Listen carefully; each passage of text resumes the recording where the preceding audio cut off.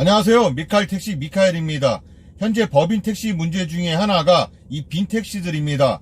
법인 택시 기사들이 모질라서 법인 택시 회사 마당에 빈 택시들이 엄청나게 많이 서 있습니다. 일을 하고 싶어도 일을 못하고 있는 그런 빈 택시들이 많습니다. 그래서 이 법인 택시들, 이 몰고 있는 빈 택시들을 어떻게 활용할 것인가, 그런 문제들이 많은데요.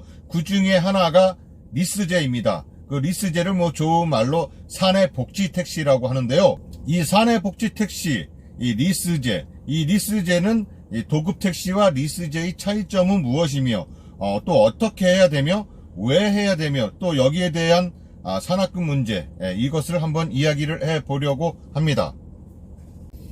먼저 사내복지 택시란 외국의 리스제와 비슷한 제도로 일정 자격을 갖춘 택시 노동자가 소속 회사에 임대료를 내고 택시를 빌려 다소 자유롭게 영업을 하는 제도를 말하는 것입니다.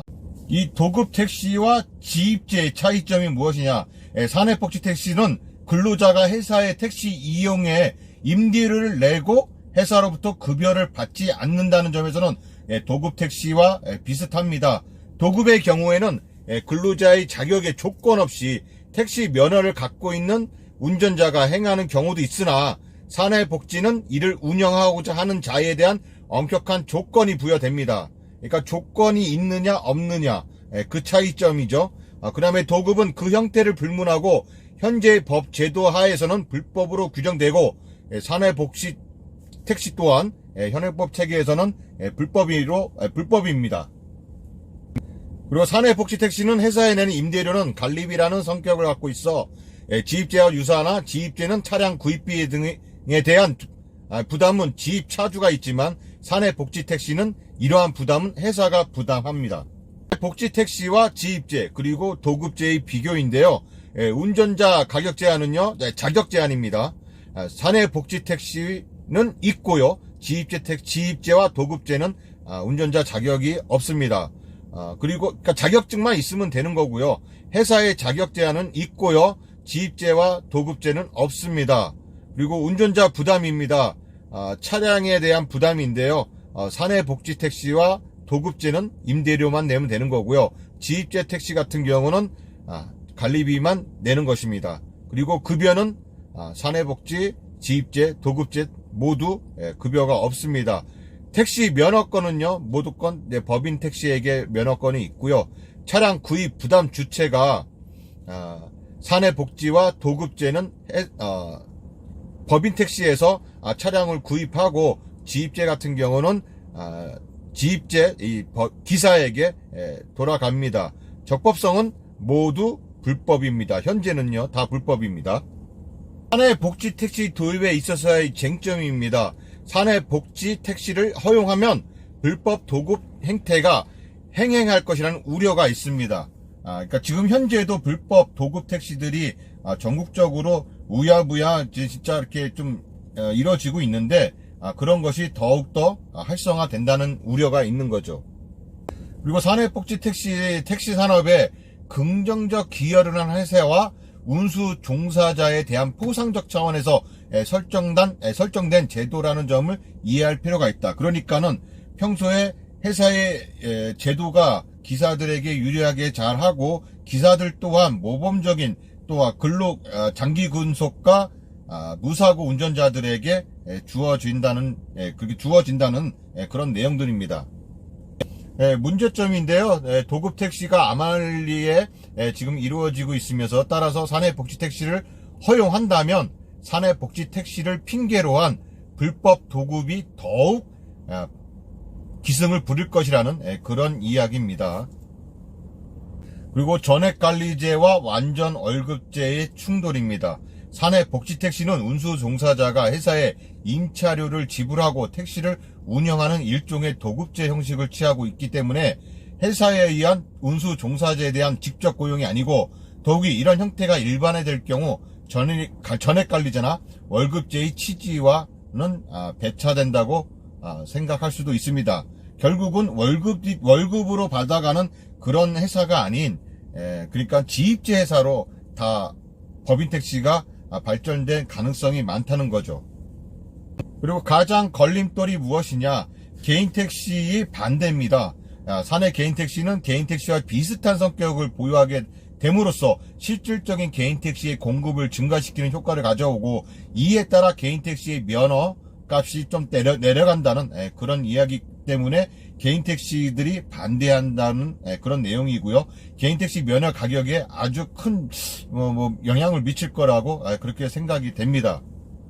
택시가 가인 공급 상태이고 수요가 부족해지면 운송 수익금이 줄어든다고 알려져 있으나, 서울 택시의 가인 공급 상태가 지속됨으로써 개인 택시의 운송 수익이 감소 증거는 없고, 오히려 법인 택시가 운송 수익금이 줄어든다고, 요것은 잘못된 내용이라고 생각합니다. 개인 택시나 법인 택시나 운송 수익금은 개개인의 차이입니다. 어떻게 근무를 하느냐에 따라서 수익금이 달라지는 것이지, 물론 개인 택시는 벌어들이는 수익금이 다 내 거지만 법인 택시는 회사에 갖다 바치기 때문에 그 차이점이지, 벌어들이는 수익금은 똑같다고 생각합니다. 단지 개개인의 일하는 성격 패턴이라든가 능력의 문제라고 저는 생각합니다. 그리고 이 사내 복지 택시의 운전 종사자의 조건은요, 이 사내 복지 택시가 도입될 경우 법인 택시기만 하면 무조건 인정될 수 있다는 시각이 있지만, 그렇지 않고 사내 복지 택시 제대로 운영할 수 있는 회사나 운수 종사자를 엄격한 조건을 갖춘 회사에 한정한다는 겁니다. 이 사내 복지 택시제, 그러니까 리스제의 가장 중요한 문제는 임대료 결정입니다. 사내 복지 택시 제도 하에 어느 수준에서 임대료 수준을 결정될 것인가가 문제가 되는데요. 높은 수준의 임대료는 산학금 제하의 높은 산학금이나 운송수익금 전액관리 제하에서 높은 수준의 성과금 배분 기준을 역할함으로써, 그러니까 결국은 지금의 형태와 똑같이 사내 복지택시 임대료를 전적으로 노사 합의에 의해서 결정할 경우에는 산학금 제하의 중앙 임단 효과 보충 협약과 파생되는 문제를 그대로 답습할 우려가 있음이라고 하는데, 쉽게 말해서 지금의 산학금도 결정은 노사의 합의로 인해서 지금 산학금이 결정이 되는데요. 이렇게 된다면 임대료 또한 노사의 합의로 이루어진다면 결국은 산학금제와 똑같이 임대료도 올라가서 결국은 법인 택시 기사들이 이 산학금제를 리스제를 또 포기하는 경우가 생긴다는 겁니다.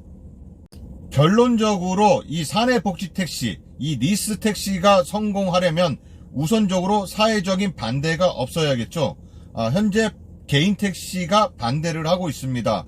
또한 개인 택시의 오랜 수건인 부재 해제, 이 부재 해제를 또 법인 택시가 반대하고 있습니다.